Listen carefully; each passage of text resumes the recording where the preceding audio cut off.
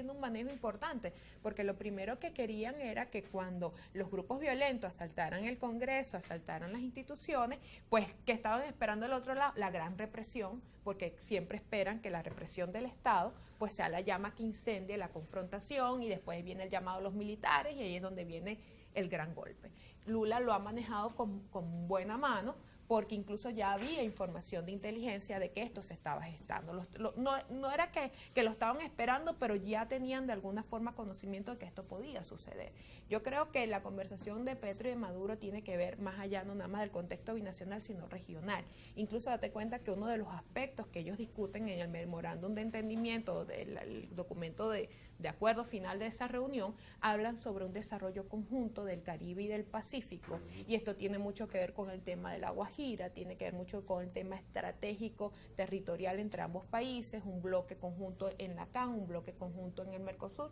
Yo creo que esos son pasos importantes para lo que es la integración regional y sin duda alguna Petro está jugando un papel fundamental en la apertura también de las relaciones con Estados Unidos y está influyendo, son esos buenos amigos que a veces uno necesita para que el amigo del otro lado mejore la conducta y yo creo que tiene una buena influencia hoy día en Maduro. Ahora fíjate, la señora que preside el Perú está siendo acusada de 150 personas que perdieron la vida en los sucesos y las manifestaciones. Puede que le pase lo mismo que a la señora de Bolivia, la señora Yanine Áñez. Porque, como es, queriendo ser más papistas que el Papa, terminan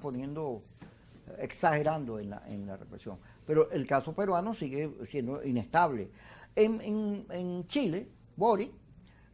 indulta a quienes estaban presos en las protestas que lo llevaron a él a la presidencia, era lógico que lo hiciera, pero le produce una crisis y renuncia el ministro de Justicia, la ministro. Y tú te pones a ver, en Colombia hay unos procesos de protesta permanentes, bueno, como tú dices, la derecha contra la izquierda, y hay una sensación de una permanente conflictividad, que no solo es lo que tú dices de Venezuela, sino yo creo que el continente necesita avanzar de estas democracias, como no sustituyeron a las dictaduras, han demostrado cierta estabilidad, pero que tienen conflictos sociales muy fuertes, y además tienen necesidad de resolver esta polémica derecha-izquierda, las visiones que puede haber en una sociedad,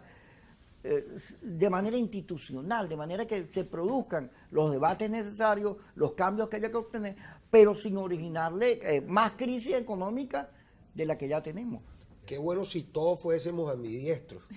y no tendríamos esa confrontación permanente entre la derecha y la izquierda. Pero además, fíjate que el tema del conflicto, Kiko, Indira, no es solamente en América Latina. Hay que ver la confrontación y la crisis social que vive la sociedad norteamericana hoy día. Yeah. Es un tema de todo el continente. Y cuando hablamos del continente, el continente americano en su totalidad. Por supuesto que Latinoamérica, con su crisis económica, generalmente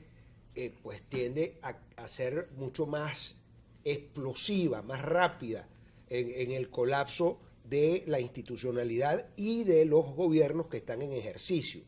Y luego que nosotros tenemos,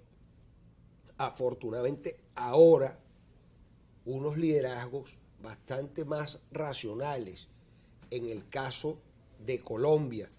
y en el caso del Brasil,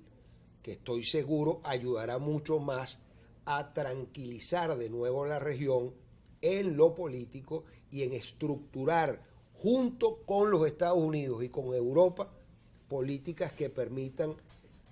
atender los problemas sociales, que al final de cuentas es el fin último de la política, atender al ser humano, que el ser humano cada día pueda vivir mejor, y para que pueda vivir mejor tiene que tener mejores condiciones de salud, mejores condiciones de educación, mejores condiciones salariales, y eso hay que hacerlo definitivamente de la mano del sector privado, de la mano del sector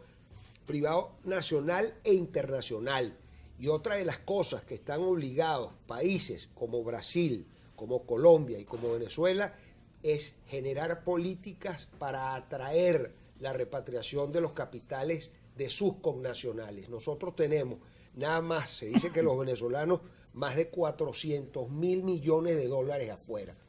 Si por políticas acertadas nosotros permitiéramos